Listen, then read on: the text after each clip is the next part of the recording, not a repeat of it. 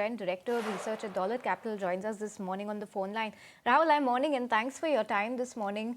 First up, right off the bat, give us your first take on this acquisition by Coforge. How significant is it going to be in terms of the transaction of the deal and also the opportunities that it unlocks for Coforge? Yeah, hi. Thanks for having me. So basically, as we know, this is a significant transaction from a size perspective and adds up about 30% plus to the current run rate of revenue.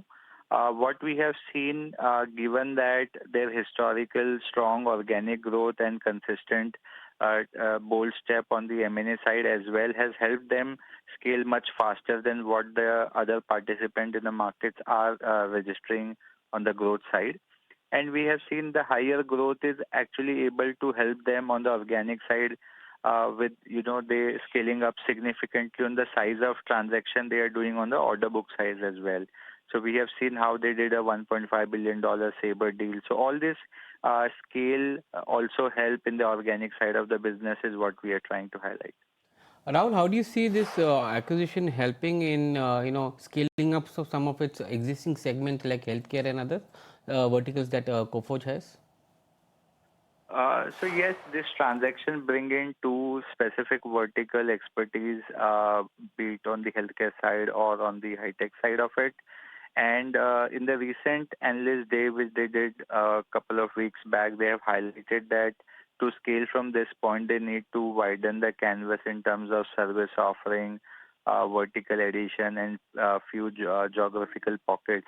So from that point of view, it adds adding this capability on the vertical side will widen the canvas, and we know that the company has done well on the cross synergy point of view as well. So once they enter this broader vertical segment where they have exposure to medtech and other side of the operation, they would be able to expand the canvas.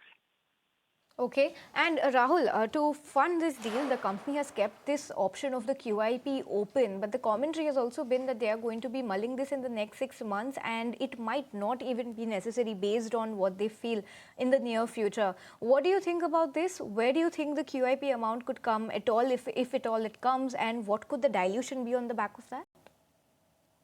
Yeah, so if we see from the point of view of the bigger transaction value, it is funded through a share swap. So that is already taken care by nearly 21% dilution.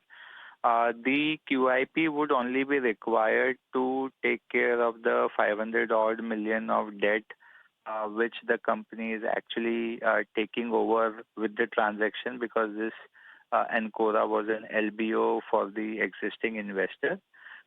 So to either pay off this 500 million odd debt, they might refinance through a debt exposure, or they might eventually consider a QIP. So only to this extent of $500 million is what the further dilution might happen, and it would definitely be function of what could be the market condition that point of time, what could be the price, is it similar to what we have now?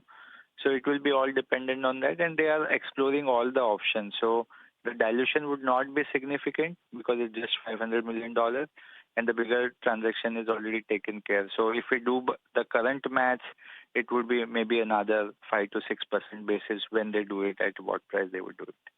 Rahul, given the fact that Coforge, had a higher multiple compared to other frontline IT stocks, do you see enough headroom for this stock to go ahead?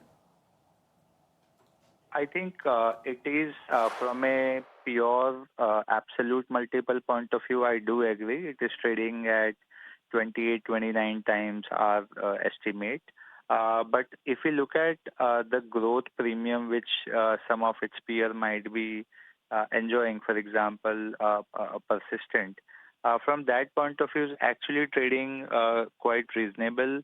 And this is because of some of the bolder steps they are taking. That market is little iffy about those things, but some of this plan, when they execute, can lead to a meaningful upside. If we just recollect, they raised their last capital some 18, 20 months back at half the price of what it is today. So there was a lot of skepticism at that point of time.